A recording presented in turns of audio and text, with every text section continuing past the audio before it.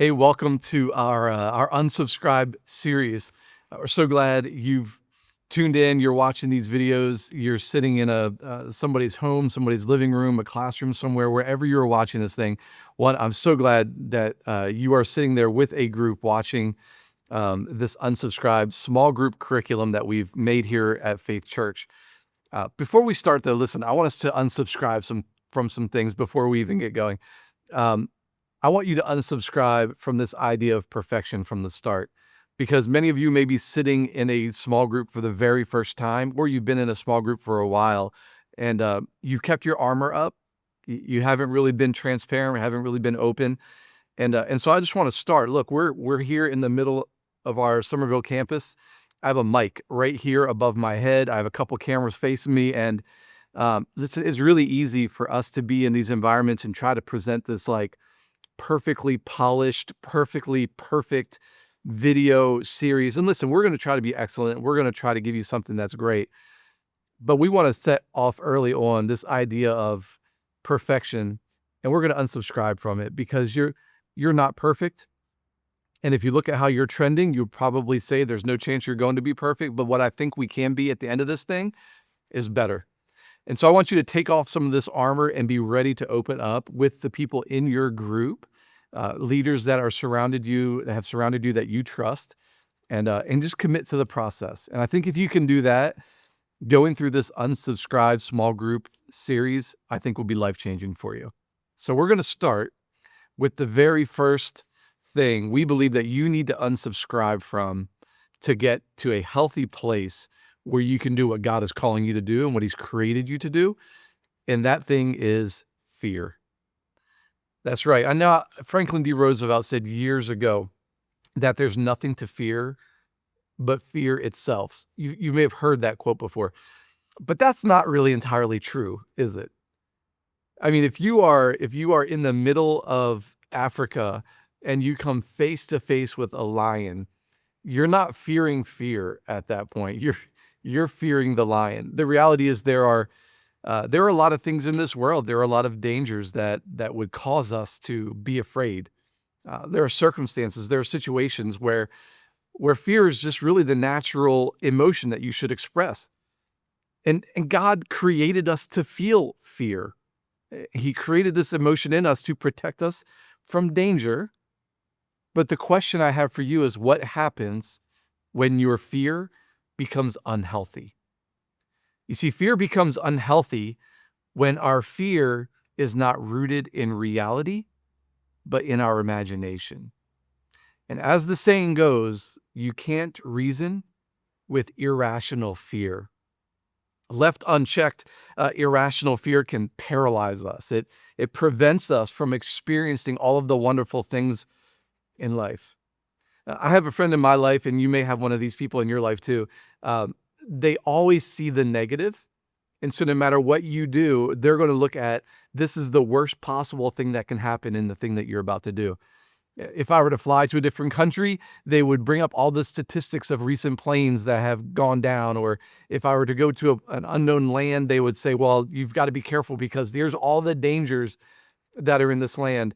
And the reality is, the person that in my life that is always fearful about every single thing that I explain or express, they never really experience anything on their own.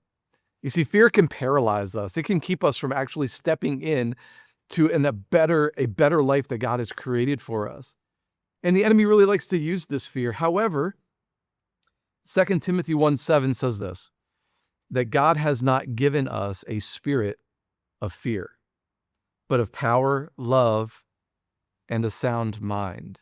I want you to hear that. God has not given you a spirit of fear. Well, if God did not give me the spirit of fear, where did this irrational fear come from?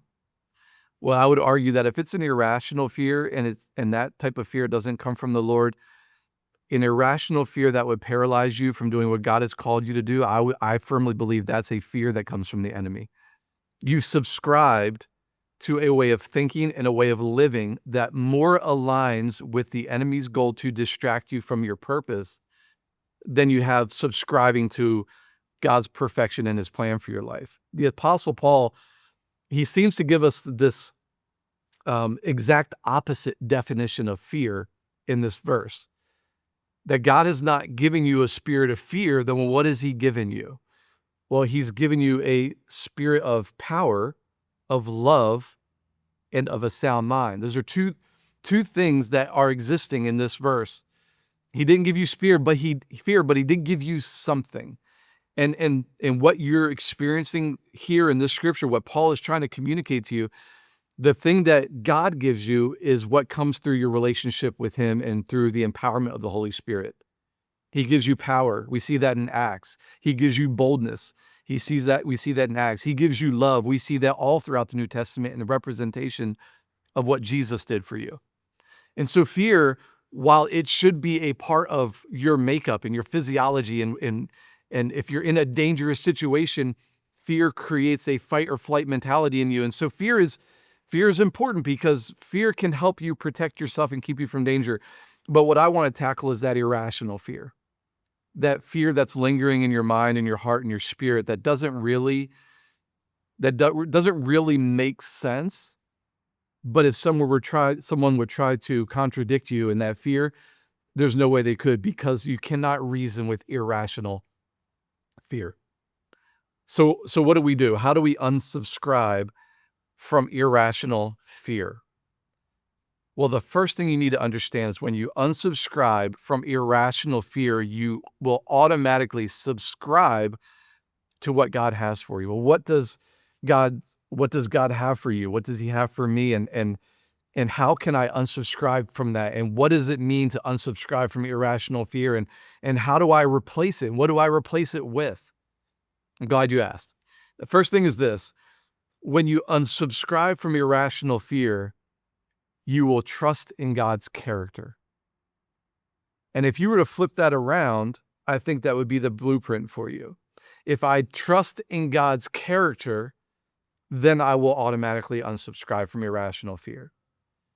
So the first thing is, how do you know God's character? How do you learn who God is? Well, you do that by spending time in his word.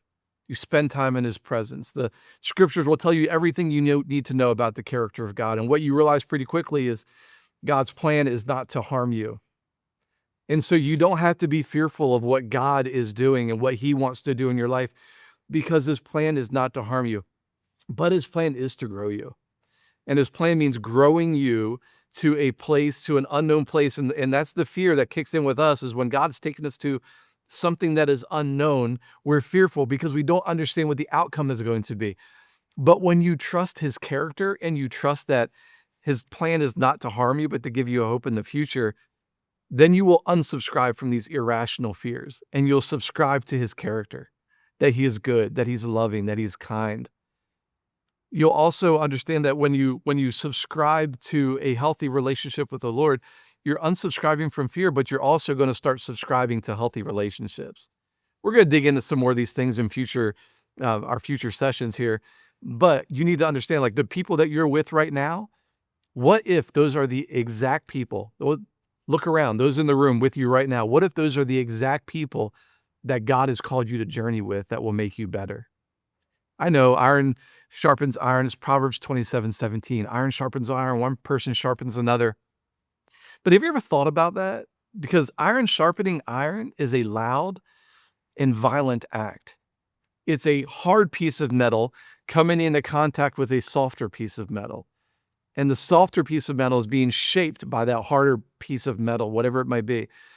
God may be surrounding you right now with those harder pieces of metal that are there to sharpen you. That means you need to come into the situation open, pliable, and ready to be molded to what God is wanting to do in you. But it means unsubscribing from fear. I love Psalm 34:4. It says this: I sought the Lord, and he answered me. It's relational. I sought him, he answered me, and he delivered me from all of my fears. Now, I don't think God would deliver us from the fears that would protect us, but I do think he would deliver us from the fears that would limit us. So what is it for you? What fears are existing in your life right now that you need to confront? You see, we have when we serve a God that will deliver us from our irrational fears, the fears that paralyze us, the fears the enemy is trying to use, you'll realize that you are under no obligation to live in fear. When we bring our fears to the Lord, examining his word, he renews our mind. And so we've got to start declaring that fear will not have the final word in our lives. When that vision comes, when that challenge comes, when that idea hits, fear will not have the final word. Look, I get it. Whenever God calls us to something supernatural, our initial reaction may be fear. And I think we see this a lot in scriptures, even when angels come and they have a conversation and they reveal themselves to humanity, it feels like they're always saying, fear not, fear not, fear not, because our initial, even in the presence of something holy and amazing and awesome, our initial reaction might be fear. I think to live in fear, though, is truly to reject faith. And Hebrews 11:6 tells us that without faith, it's impossible to please God. And so I believe that fear today is something that we can have this conversation with in the context of our group, and we're going to dismiss you in just a moment. But fear is something that you've got to unsubscribe from before you can truly step into God's destiny for your life. I love our Growth Track classes, and if you haven't been through Growth Track yet, Growth Track is where we really help you understand who we are, Faith Church, and help you connect to how He's created you, how God has created you. But I really love in the spiritual gifts assessment time in Growth Track where people will fill out their spiritual gifts assessment, and the answers sometimes are exactly what they thought they would be, but every now and again the thing that the assessment, whatever it is, the outcome of the assessment sometimes is very shocking to people, and it may say that their spiritual gift is prophecy or mercy or whatever. And sometimes when it comes through, they're shocked by it and they're initially taken aback by it because they realize, well, if these are my spiritual gifts, then the things that are happening in my life right now, what I'm spending my time on doesn't align with how God has created me. But I do love these moments where people start to feel a little bit of fear in that. They'll say, okay, if God's calling me to intercession, I've never prayed with people before, but I pray, but I don't do that. And altar stuff is scary to me. And there's a little bit of fear that happens. But as they give way to the Lord to guide them and shape them and use them, they start to feel more fulfilled than that they've ever felt in their life. And yeah, there may have been a little fear and uncertainty on the front end, but on the back end, it is fulfillment and a recognizing of what God has truly created them to do. So what is it for you? At the end of each one of these sessions, I'm just going to have one thing, one question, one thing for you to think about. Of course, you're going to have a small group discussion guide and icebreakers and stuff like that you'll go through with your group. But I'm just going to have one question for you. For you, one thing that I want you to do. What is your fear? What is the thing that's holding you back? Are you afraid of people's opinion of you? Are you afraid that you'll fail? What is that? What fear are you experiencing? And here's the one thing I want you to do. If you have a piece of paper, you can take out a piece of paper, write it down, or you can grab your phone and you can jot it down in your notes. Whatever that fear is, I want you to name it tonight at your group, wherever you're at. I want you to name it, name the fear, write it out, and I want you to share it. Just that one thing, one fear. It doesn't have to be all the fears in the world that you may have, but I want you to write down one fear that you have, irrational fear, whatever it may be. One fear, I want you to name it, and I want you to share it with your group. There's going to be other things that you share tonight, but I want you to start with that. Take off a little bit of the armor. We're not going to be perfect, but we are going to be better at the end of the series. So unsubscribe from fear today and let God use you in great and amazing ways. Thanks. We'll see you next week.